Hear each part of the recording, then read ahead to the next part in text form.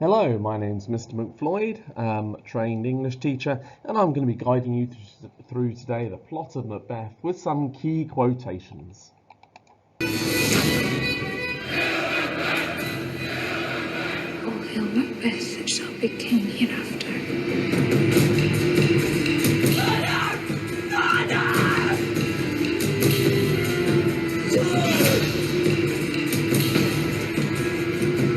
Full of scorpions is my mind. What's done is done.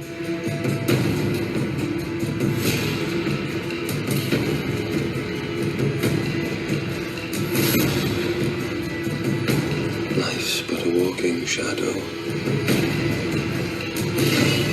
Honor, love, a friend, but in their stead, curses.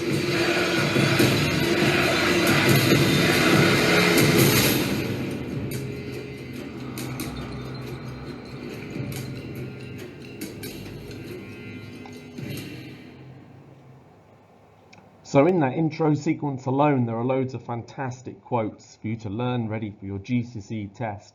But in today's little video, we're going to focus on the actual plot of Macbeth, and you'll see lots of fantastic quotes across the whole play as we talk it through.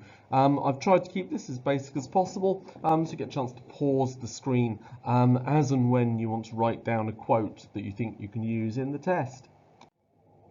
So the key characters of Macbeth then, we have Macbeth, the general in the king's army, Banquo, another general in the king's army. We know later in the play the ghost of Banquo appears once Banquo dies. We have Fleance, the son of Banquo, the three witches across the bottom, and they're probably the key characters of the play, I think. Of course, we have Hecate, the queen witch, who the witches halfway through the play pray to. We have the two sons of Duncan, Donalbain and Malcolm. We have, of course, Duncan himself, King of Scotland at the start of the play. Macduff, a nobleman of Scotland, who goes on to kill Macbeth by the end. And Lady Macbeth, the wife of Macbeth, lastly. So, the play begins then in Act 1, Scene 1, with three witches on a heath. These three witches are plotting to meet Macbeth and tell him certain prophecies. When they meet with Macbeth in Act 1, Scene 3, they tell Macbeth how he's going to become king, but they also tell his best mate Banquo that his sons are going to become king. Macbeth is eager to hear more. Stay, you imperfect speakers, tell me more, is the quote you might choose to show that.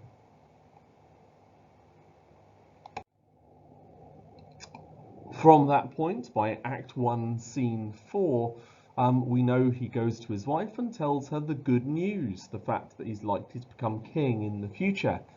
Lady Macbeth thinks, why wait? Let's grab this idea and run away with the crown now. Macbeth is slightly more concerned. He's a bit reluctant to perhaps actually kill his closest friend, his almost father figure, King Duncan.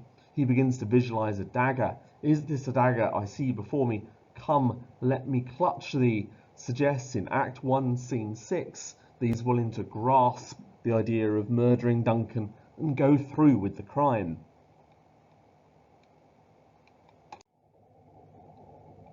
Macbeth then successfully kills King Duncan, but by Act 2, Scene 2, he's beginning to doubt what he's done. He is feeling guilt. Lady Macbeth encourages him that actually he's done the right thing. Consider it not so deeply.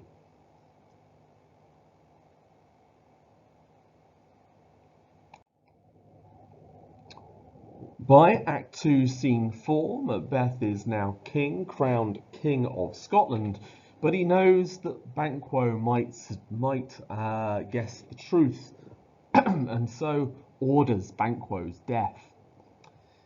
His fears in Banquo stick deep. We know that he sends three murderers to go and kill Banquo and his son Fleance.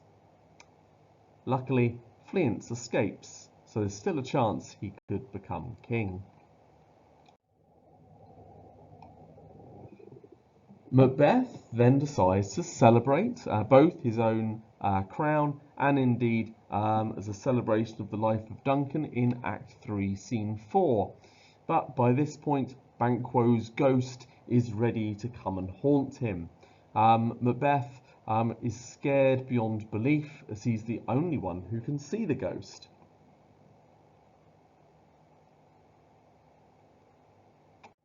After the ghost appears, Macbeth is rightfully scared. He needs to turn to someone for help, and the only people he really now trusts is the witches.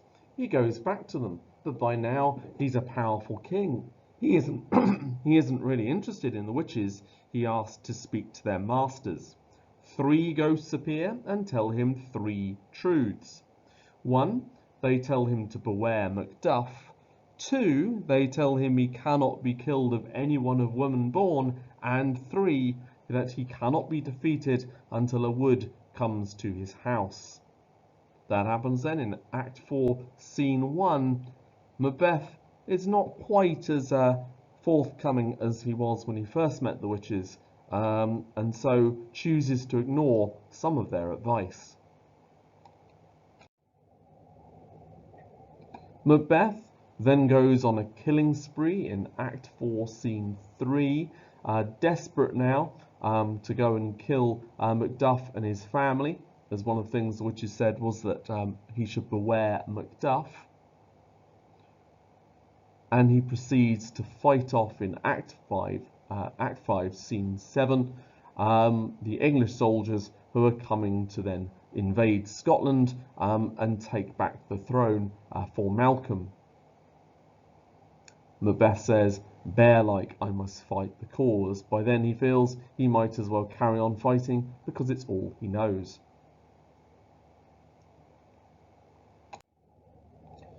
By the end of the play, Macbeth is defeated by Macduff, his head is mounted on a stick, and Duncan's son Malcolm becomes King of Scotland.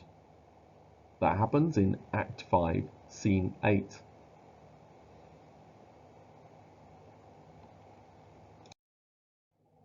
Thank you very much then for listening to this quote-filled recap of Macbeth itself and some of the key characters.